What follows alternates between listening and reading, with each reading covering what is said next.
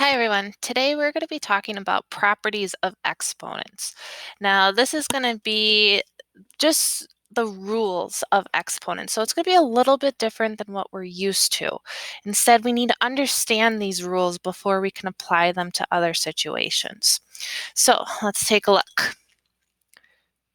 So the basics of exponents. First thing we need to know is that exponents are going to be that little number in the upper corner. Yes, some of you know this, but it's great to review. So our big A, that big number right there that is attached to the power, is the base. Now the base is one variable or number. It is not going to be more than one. So if you see a number in front, that is not the base. Instead, that number that is attached to that power, also known as an exponent, is going to be the base. So base, exponent, big number, upper right, small number. Perfect. With that understanding, now we can look into the rules. So rules of exponents. These important rules are combined to solve problems. Often many rules are used in one equation, so it's important to memorize them. I'm not kidding when I say we need to memorize these. If you don't know the rules, then you're going to have a really difficult situation coming forward, because not only do we look at them in this case, but we look at them through scientific notation and then later down the line in rational expression. So they need to be memorized. So property of 1. Property of 1 is always the base. So anything to the first power is always going to be the base. So an example that you might see is like b to the first power. Well, b to the first power is always going to be b. Just like a to the first power is always a. 7 to the first power is always 7. It doesn't change. It's always going to be the base.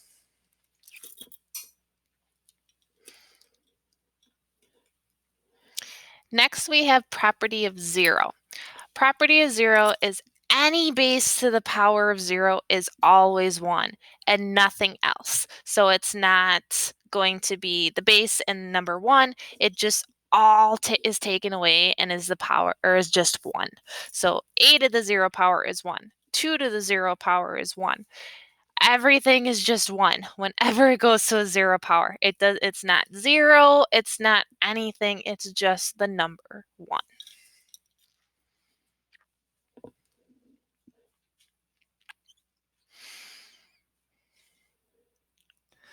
Next, we have negative power. Now, negative power is a lot to put in there. So you can never, ever, ever have a negative power as an answer. To eliminate a negative power, you turn the power positive and put the base and the power on opposite sides of the fraction.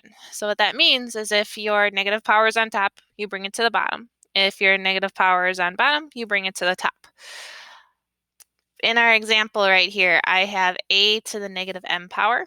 That is not a fraction, so we're assuming that it's on the top or in the numerator portion.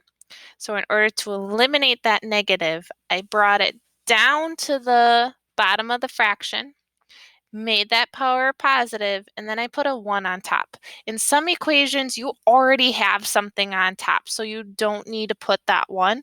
That's just a placeholder just in case there is nothing there. Taking a look at our next example, I have a to the power of negative 3, and then we have 1 over a to the positive third power. My thing didn't erase properly, so that's a positive 3. Don't think it's a negative, it's a positive. So a to the positive third power. We eliminate that negative power by putting it to the bottom of the fraction. Again, if it's something that's already on the bottom and it's negative, you need to move it up to the top.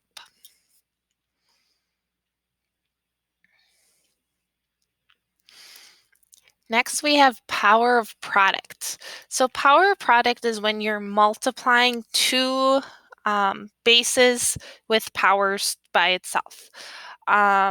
they only work for same bases. So if you don't have the same bases, you just put them right next to each other. But if you do have the same bases, you have to keep the base and add the powers. So my example I have right here is a to the n power times a to the n power, and that will give you a final answer of a to the n plus n power. Now that's a lot of variables in there, so let's take a look at it with numbers. I have a to the 7th power times a to the 3rd power. I'm going to take my 7 and add it to 3 to get 10. A to the 10th power will be our answer for that.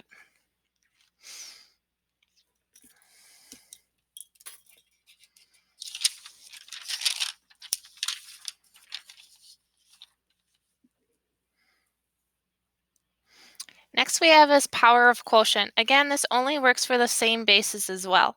So if you have an a on top and a b on the bottom of a fraction line, then you can't use it. However, if you do have it as what example I have right here with a to the m power divided by a to the n power, that's perfect. You can use power of quotient.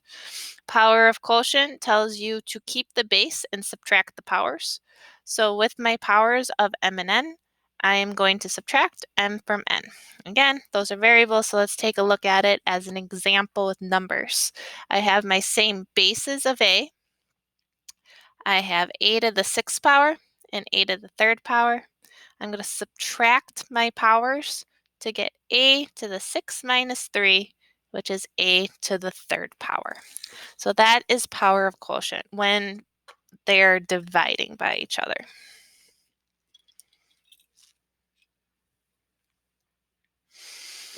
Next is power of power. So that is when you have one base, one power, and then a set of parentheses and another power. So it's raising up to another power. You have two powers. When you have that situation, that's when you multiply the powers. So again, I'm going to keep the base and multiply the exponents by taking my m and n and multiplying them together. Again, we'll see this through numbers. We have a to the 2nd power to the 4th power. So I'm going to multiply 2 times 4 to get a to the 8th power.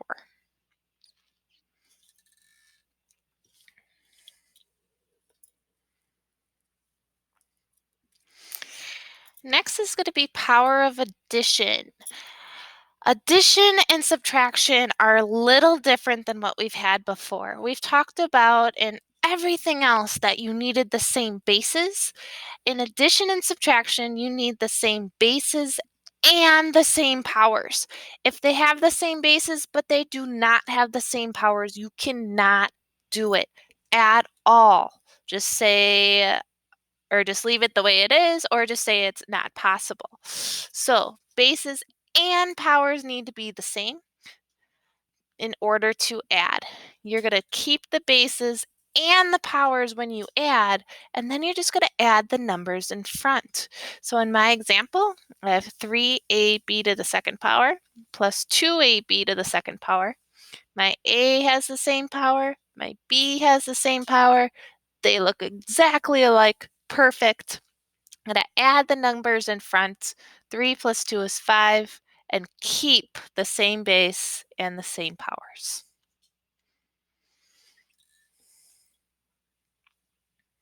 Now, power of subtraction is the same idea. You need to have the same bases and the same powers in order to subtract. And when you subtract, again, you keep the bases and the powers and then just subtract the numbers in front.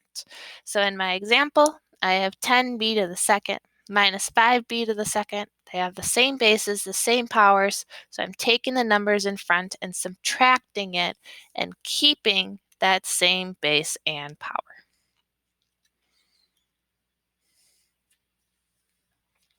And that's it. Those are the rules for exponents. Now, this is only the first part, though. Memorizing them is just going to make your life so much easier. We will then take all of these rules and apply them into various different equations. So, sure you are following my rules, make sure you are memorizing them, and you will do great. Good luck.